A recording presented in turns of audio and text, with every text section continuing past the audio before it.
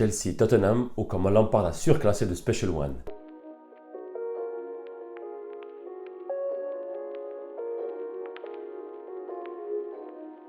Salut à tous et bienvenue sur la BBC, la Boring Channel, pour vous parler simplement du débrief Chelsea contre Tottenham. La composition d'équipe, les rumeurs avaient dit vrai, Mourinho n'avait pas menti et Momo aussi. Chelsea a joué avec une défense à 3, on a eu même, cerise sur le gâteau, le retour d'Alonso, le retour de Barkley et surtout le retour de Giroud. Le match en général a été dominé par Chelsea, voilà, ici les statistiques disent simplement la vérité puisque Chelsea a eu la domination du ballon, Chelsea a eu la domination également des occasions créées, donc on n'a pas trouvé Tottenham, surtout qu'en plus la tactique était les joueurs de Chelsea pressent extrêmement haut, récupèrent le ballon dans le milieu de terrain de Tottenham pour justement créer le danger. On a bien vu justement d'ailleurs non-stop les propositions créées par Mount et Barkley par exemple, et Kovacic surtout. D'ailleurs, les statistiques sont là également puisqu'il a dominé, il a été extrêmement bon, il a été magistral sur le milieu de terrain et sur l'ensemble du match. Il a amené défensivement puisqu'il a récupéré énormément de ballons et puis offensivement, il a créé énormément de mouvements, il a créé des espaces et puis il a donné des ballons faciles. D'ailleurs, grâce à ce pressing très haut,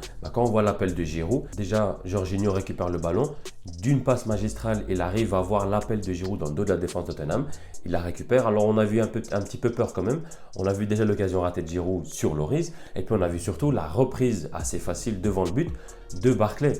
Finalement on s'était dit voilà, on va encore une fois avoir droit à un match où on a zéro finition, mais non, Giroud nous a fait mentir, reprise venue de l'espace de son pied gauche qui rase le poteau et qui fait 1-0.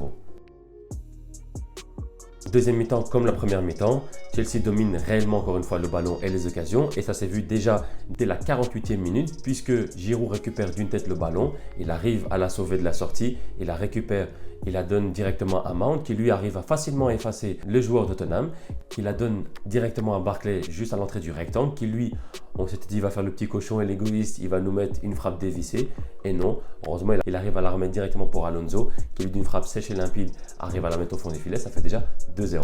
Et sur cette action, on voit encore une fois l'importance et le rôle de Giroud qu'il a apporté sur ce match. C'était vraiment important et il a été à juste titre mérité ce trophée d'homme du match puisque encore une fois, voilà, il a été juste extraordinaire et très très bon. Il a fait ce qu'il fallait, il a fait ce qu'on lui a demandé, il était décisif sur les deux buts et voilà, c'est tout ce qu'on avait besoin. C'est pas comme Michy justement qui aurait fait tout l'inverse. Alors, les points négatifs, on va commencer par d'ailleurs l'escroc Rudiger puisque ici, je trouve qu'il a encore une fois, il a été en dessous de tout le monde. D'ailleurs, même Christensen, il avait eu son masque, c'est un petit peu injuste, déséquilibré, mais soit il était encore très très bon par rapport aux autres. Même Alonso a très très bien apporté, Azpilicueta évidemment.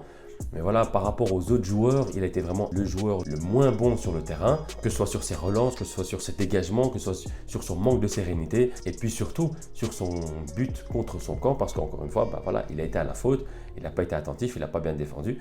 Et malheureusement, on a un match, encore une fois, sans clean sheet. Deuxième point négatif, ça ce ne serait pas sur l'équipe Chelsea, mais ce serait surtout sur l'arbitrage. Malheureusement, ce week-end, ça a été catastrophique. Et puis même en général, depuis l'instauration de la VAR en Première Ligue, c'est vraiment ridicule, ça en devient ridicule. Je me demande réellement si c'est ça le championnat le plus regardé au monde, le niveau d'arbitrage que propose la Première Ligue.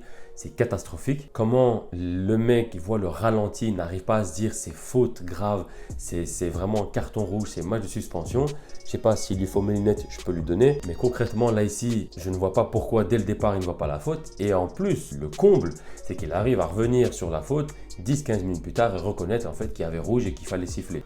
Je ne comprends pas. C'est vraiment incroyable le niveau d'arbitrage que propose la Première Ligue.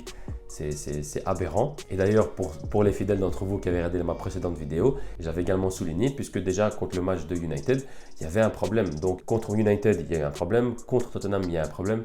Voilà, ça commence à en faire beaucoup.